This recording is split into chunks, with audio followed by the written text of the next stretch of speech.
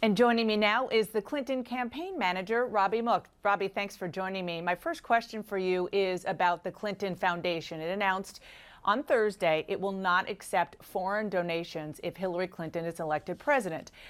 40% of the foundation's top donors, those giving more than $1 million, are foreign. So if it's not okay to take this money as president, why was it okay to take it as Secretary of State?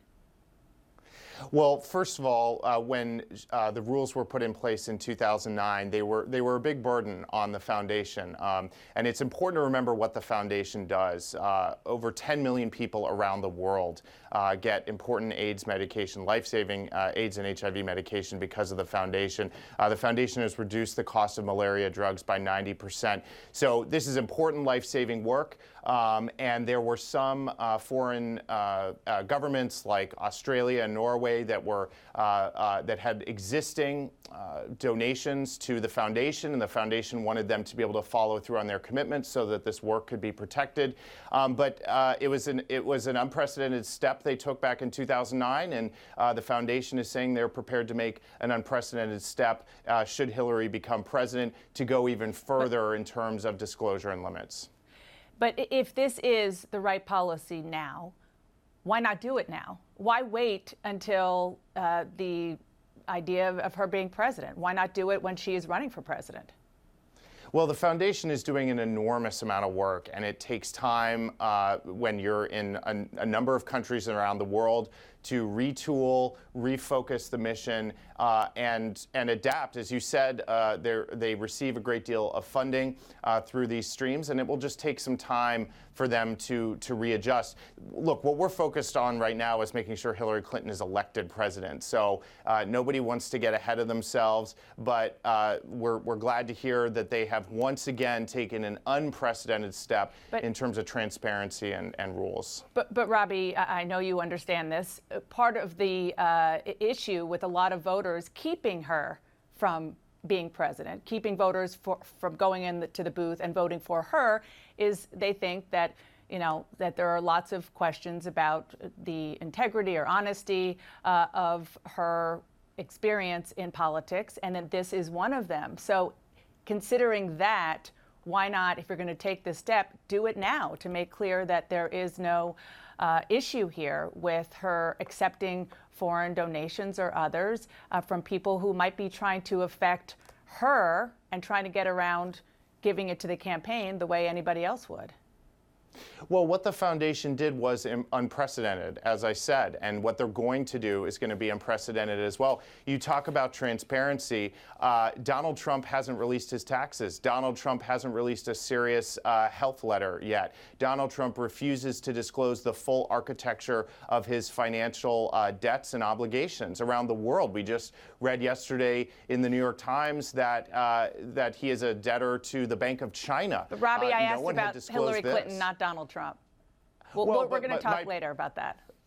Well, but my point is that there's all this scrutiny because Hillary Clinton has been transparent. I don't think you heard these questions when members of the Bush family continued to serve on boards for the first President Bush's foundation. So as I said, the foundation is taking unprecedented steps here. We're very proud that they're doing that. But right now we're focused on making sure Hillary Clinton becomes president and letting the foundation do the retooling that they need to do.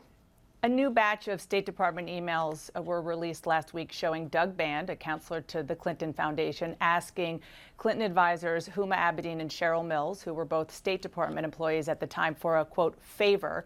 And he forwarded an email from a Clinton Foundation donor and told them it was important to take care of the request. And Huma wrote back, and here's what she said. We've all had him on our radar. Personnel has been sending him options. Is this the kind of back scratching that has Americans just turned off and done with people who have been in Washington a long time?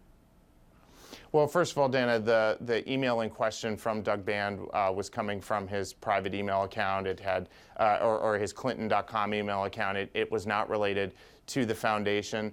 And the foundation at every step, or rather, the State Department at every step was following all the appropriate protocols. This was someone who had a relationship with the Clintons long before Hillary became Secretary of State. But Doug,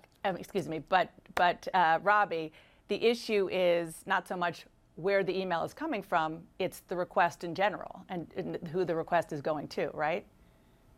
Well, again, this is someone who had a long-standing relationship with the Clintons, who had wanted to provide some insight into a matter, and obviously the Clintons have staff that facilitate those sorts of communication. But there was no quid pro quo or anything like that here. And as I said, the email was originated from President Clinton's private office. A federal judge on Friday ordered Hillary Clinton to provide written testimony about her private server. You're going to get the questions by October 14th, and you're going to have 30 days to answer them. So theoretically, you won't have to answer the questions until after the election. You were just talking about transparency and how transparent Secretary Clinton has been. Given that, in the name of transparency, will she work to produce those answers and make them public before the election on November 8th? Well, as you mentioned, the judge has set a deadline whereby the group in question needs to submit those, and when they're received, I know that the secretary will get to work right away on answering them. You know, but let's step back and look at the origin of all of this. The right wing and Republicans in Congress are not satisfied with the answer that the career professionals at the FBI and the Justice Department gave. They said there was no case here. This is just another example of a right-wing group just trying to keep the questions coming and keep this issue alive. The American people have all the information. The emails have been released. They have enough to make a judgment at this point. We at the campaign just want to move on and talk about the issues that people actually care about in this election, like jobs, college affordability, and health care. That sounds like a no. As I said, as soon as she receives the question, if the judge asks her to answer those questions, she will get to work right away on getting those questions answered.